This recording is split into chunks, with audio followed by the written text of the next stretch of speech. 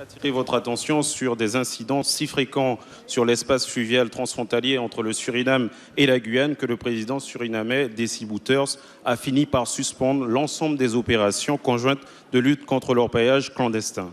Ces opérations menées par les forces armées françaises en terre surinamaises ne font pas l'unanimité quant aux méthodes utilisées selon nos voisins.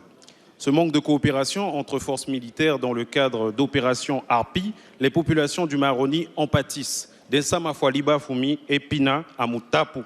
Au-delà d'une frontière entre deux États, le Maroni est un bassin de vie où cohabitent populations amérindiennes et bushinengue, indifféremment de toute considération juridique. À ce titre, ces populations doivent être associées à tous travaux de délimitation frontalière entre nos deux pays.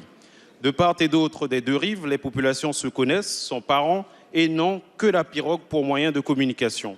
Jamais ils n'accepteront d'être privés de cette liberté d'aller et venir à leur guise. Originaire moi-même de ce fleuve, je peux aisément en témoigner. Et pour m'être entretenu aussi avec les autorités surinamaises, je peux vous assurer que cet élément est à prendre en considération de façon prioritaire si l'on veut trouver une solution durable, mais aussi satisfaisante. Cette coopération s'est traduite, vous le savez, monsieur le député, par un accord cadre qui a été signé l'année dernière entre le Suriname et la France pour permettre un vrai développement partagé, en particulier entre les deux rives du fleuve Maroni.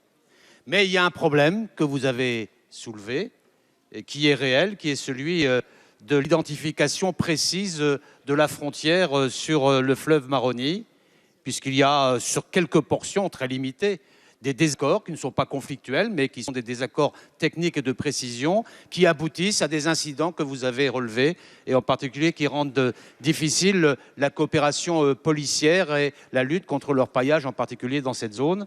Et dès que ces incidents ont été connus, j'ai donné des orientations, les services centraux de l'État aussi, pour qu'il y ait une coopération très précise et très active qui est en cours depuis le début de l'année pour permettre enfin une délimitation acceptée par tous de la frontière entre le Suriname et la France.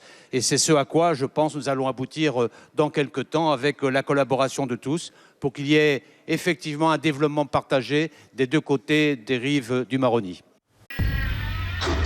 Suivez l'info sur Guyana Première, télé, radio et Internet.